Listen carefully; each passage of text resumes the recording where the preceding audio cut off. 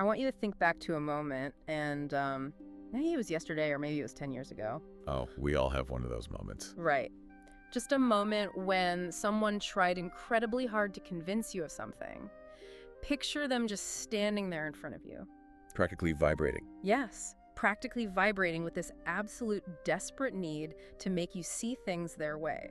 Now, how did that actually feel in your body? Uncomfortable, usually. Yeah, if you're like most people, you probably felt your shoulders tense up, your mental defenses instantly shot up like a fortress wall. It's just a reflex. It is, and it's such a strange, almost universal reflex. Why is it that the very second we feel pushed, even if the person pushing has our best interests at heart, our immediate biological response is to just push back? Well, it's one of the most profound and frankly frustrating quirks of human nature. I mean, we all possess this deep-seated desire to be right. Oh, But superseding that, operating on a much more primal level, is this absolute need to feel like we are the authors of our own destiny. We desperately want to believe that we arrived at a conclusion entirely on our own. right, without any help. Exactly. So when someone steps in and tries to rob us of that agency, the walls don't just go up, they are reinforced with steel. Which brings us perfectly to the mission of today's deep dive. Based on a really fascinating stack of behavioral psychology case studies and some cutting-edge neuroscience research we've been poring over, we are exploring the art of influencing without forcing. It is such an important topic. It really is. The goal here is to decode the exact micropsychology of how to win people's cooperation, how to completely lower their defensive walls. And the kicker, What's the kicker? we are looking at how to do all of this without ever resorting to pressure, without dropping ultimatums, and definitely without needing to be the loudest, most dominant voice in the room. That distinction right there, the one between dominance and influence, is so critical. Because, if you just turn up the volume and use authority, you might get compliance in the short term. Because they have to listen. Right, but you are essentially breeding resentment. True influence is rooted in respect. It's about understanding that to genuinely change someone's mind, you have to do something completely counterintuitive. Which is? You have to stop trying to force the change. I have to admit, I fall into a very specific trap with this all the time. I'll look at a situation, I gather all my facts, and I build what I consider to be an airtight, mathematically bulletproof argument. Oh, the flawless logic approach. The flawless logic approach. I bring it right to the table. And yet, the behavioral research points out this hilarious but painful reality. Presenting a flawless logical argument or trying to drag someone to your point of view by the collar almost guarantees they're going to reject it. It's so true. We love to think of ourselves as these entirely rational beings, right? Like Yeah. walking spreadsheets, just waiting for the correct data to be inputted so we can output the optimal behavior. That would be so much easier. It would. But the truth is, human beings are highly emotional creatures who occasionally use logic to justify our emotional decisions. Yeah, reading through these case studies, I kept coming back to this one mental image, trying to force a flawless logical viewpoint on someone who just isn't ready to hear it. It's exactly like trying to shove a cat into a pet carrier. That is a very vivid, very accurate analogy. Right, like the more you push the cat toward the little plastic door, the wider they spread their paws. The claws come out. They brace against the edges. They do, and suddenly this 10-pound animal possesses the resisting force of a literal boulder. But here's the thing I struggle with. If our logic is undeniably, demonstrably correct, why on earth do facts matter less than the delivery? It's a great question. I mean, if 2 + 2 = 4, why does the other person care how I tell them it equals 4? Well, because the resistance you're describing, that bracing against the carrier, it has absolutely nothing to do with the math. Really? It's entirely biological. The neuroscience research in our stack brings up the fight-or-flight response. To really understand influence, we have to look under the hood of the human brain. Okay, let's unpack this. What's happening in the brain? When someone feels cornered by demands, even if those demands are 100% logically sound, their brain does not process the interaction as a math problem. It processes it as a literal physical threat. Wait, so just someone using a bossy tone triggers the same biological response as, like, being chased by a predator? It's a threat to their autonomy, and the brain reacts with alarming similarity. The amygdala, which is the brain's threat detection center, just lights up. Wow. Suddenly, you aren't a colleague or a partner offering a helpful solution. You are a predator backing them into a corner. That is wild. And what happens next is this whole cascade of physiological changes. Adrenaline spikes. Cortisol floods the system. The stress hormone. Exactly. And here is the crucial part for your flawless logic trap. Blood flow literally shifts away from the prefrontal cortex, the logical, rational, decision-making part of the brain, and moves toward the hindbrain to prepare for survival. So the logic center shuts down. When biology takes over like that, the prefrontal cortex is essentially starved of resources. They literally cannot process your flawless logic because their internal alarm system is blaring so loudly it just drowns everything else out. So trying to argue logic with someone in that state is completely pointless. You have to get the claws to retract and the alarm to turn off before you can even show them the carrier. Precisely. True influence starts with disarming that biological alarm system. You have to lower the threat level to 0. And how do we do that? That is entirely a function of delivery. It's about tone, it's about pacing, and it's about the highly specific words you choose to use. The how to speak element is everything. Let's pull this out of the theoretical realm because, understanding the amygdala is great, but applying it is where the friction happens. Right. Theory meets practice. Exactly.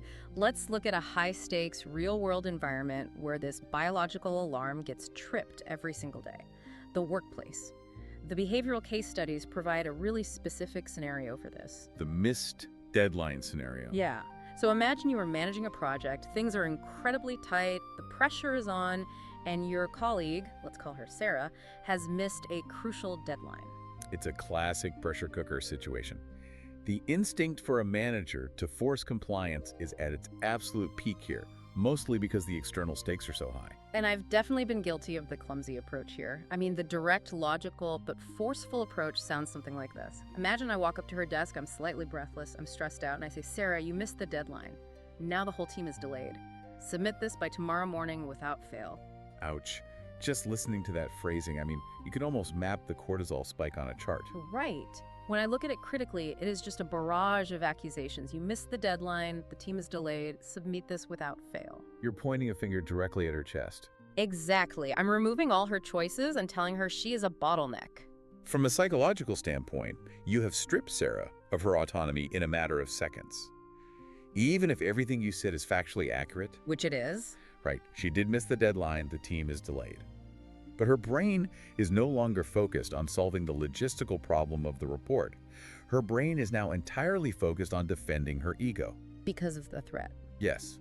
She might comply because you hold structural authority over her, but you have damaged the psychological safety of the relationship. By cornering her, you guarantee that she will do the bare minimum required to get you to back off and absolutely nothing more. The claws are out. She is bracing against the carrier. So let's contrast this with the alternative provided in the studies, the art of quiet influence. This is where the magic happens. Instead of the clumsy barrage, you approach her desk. You consciously manage your pacing, you slow down, you keep your tone even and warm, and you say, hey, Sarah, I noticed the report is still pending.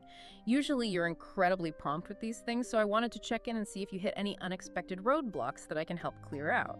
The atmospheric shift between those two approaches is just night and day. It is. And looking at the micropsychology of that second statement, it's fascinating because you never actually issue an ultimatum. You never explicitly say, I need this by tomorrow. You don't demand a single thing. Yet the data argues this is infinitely more effective at actually getting the report finished quickly.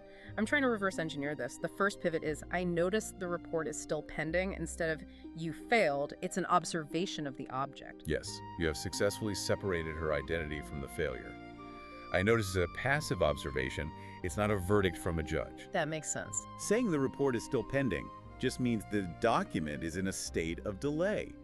It does not mean Sarah is inherently lazy or a failure. You've isolated the problem outside of her ego. But the real masterstroke is the next phrase, I think. Usually, you're incredibly prompt with these things. Oh, absolutely. Which feels wild, because you are essentially handing her a compliment right in the middle of a failure. But look at what it does neurologically. You are appealing to her reputation. You're giving her a noble motive. Like giving a dog a good name. Exactly. It echoes those core principles of winning people over. You remind her of her past competence. Psychologically, you're handing her a noble identity to live up to. So her brain immediately aligns with that self-image. Right. She thinks, yes, I am a prompt, Professional person. This delay isn't like me at all. I should finish this immediately to restore my status. And by finishing with an offer to help clear roadblocks, you position yourself not as a predator backing her into a corner. But as an ally. Right. You're standing shoulder to shoulder with her, facing the problem together.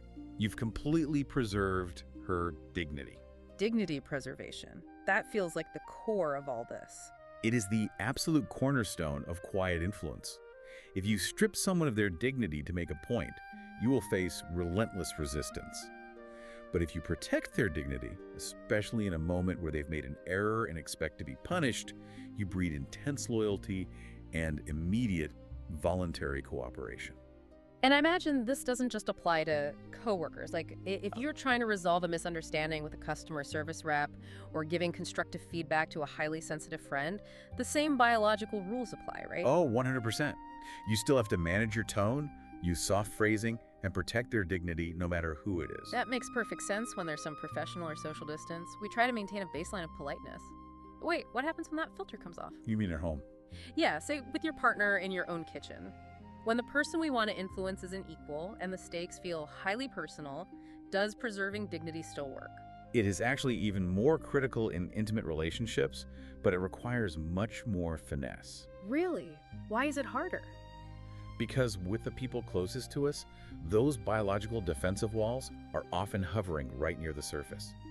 And our own emotional attachment makes it much harder to stay objective and pause before we speak.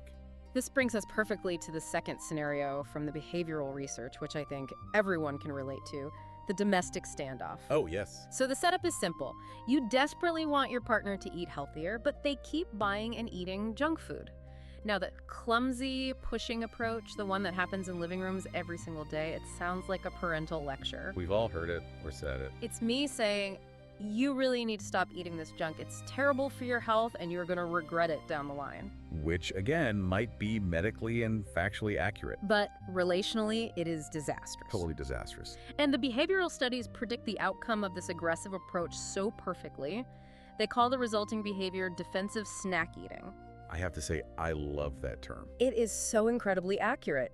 If you lecture me about eating potato chips, I am going to maintain unbroken eye contact with you while I slowly, deliberately eat another chip, purely to prove that I am a free, sovereign adult. That reaction is a deeply documented psychological phenomenon.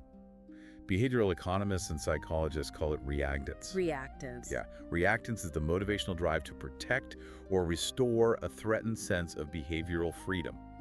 When you tell your partner, you cannot eat that, you aren't just commenting on their diet. What am I doing? You are threatening their freedom to choose. The brain perceives a loss of agency. So how do they immediately restore that sense of freedom? By engaging in the exact behavior I just forbid. Exactly. It isn't even about the potato chip anymore. It is about reestablishing their autonomy. The chip just becomes a symbol of freedom.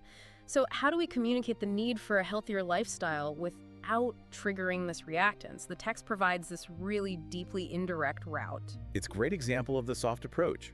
Right. Instead of lecturing, you wait for a neutral moment when the amygdala isn't primed.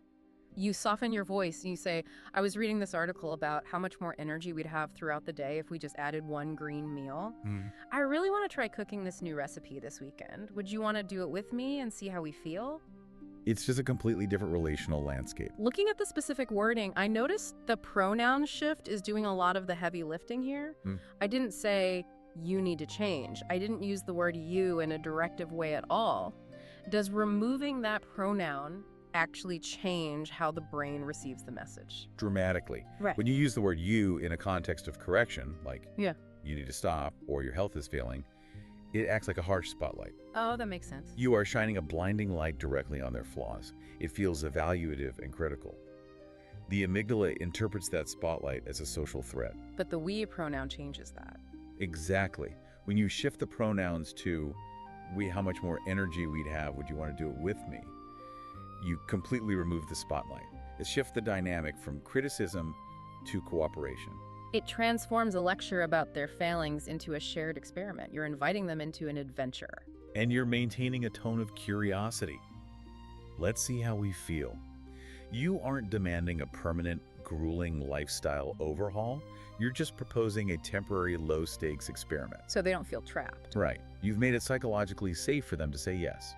There is no loss of face required. They don't have to admit that their previous diet was wrong and that you were right.